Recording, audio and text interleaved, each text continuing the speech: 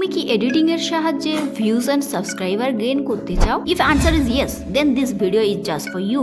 আজ আমি তোমাদের এমন সিম্পল 5টা এডিটিং টিপস দেব যেটা ইউজ করে তুমি তোমার চ্যানেলের ভিউ 2x 5x টাইম বাড়াতে পারো। এর জন্য তোমাকে যেটা করতে হবে, ভিডিওটা এন্ড পর্যন্ত দেখতে হবে, বাকিটা তোমার মর্জি। Let's start with tip number 1, pre planning. Video edit বা শুট করার আগে তোমাকে প্ল্যান করে নিতে হবে কখন কি স্ক্রিনে আসবে, কখন টেক্সট আসবে, কখন সাউন্ড আসবে, কখন ভিজুয়াল আসবে।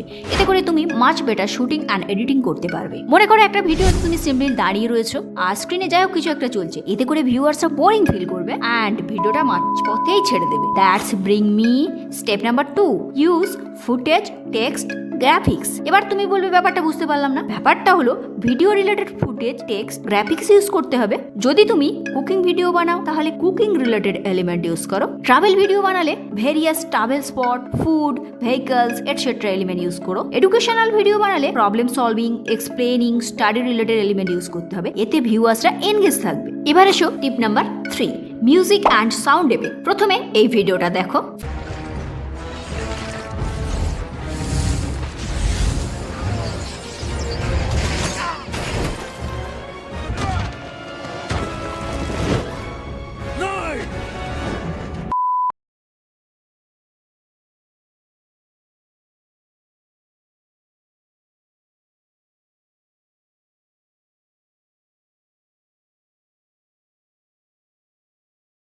First clipping with sound effect and second one without sound effect. এবার বলো কোনটাতে তুমি বেশি মজা পেয়েছো? ইয়াস, ক্লিপ নাম্বার 1। এছাড়া তরোয়ালের শব্দ, গাড়ির শব্দ, পায়ের শব্দ, ওড়ার শব্দ বানিয়ে এডিট করা হয়, আর এগুলো যদি মুভি থেকে সরিয়ে দেওয়া হয় সিনেমা কিছুটা এইরকম লাগবে।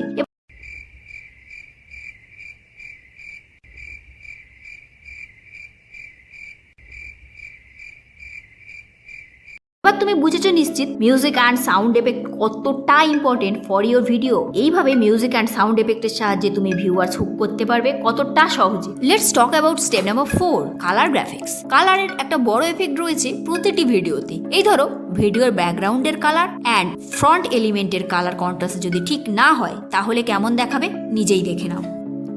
কি এবার বুঝতে পারলে তো?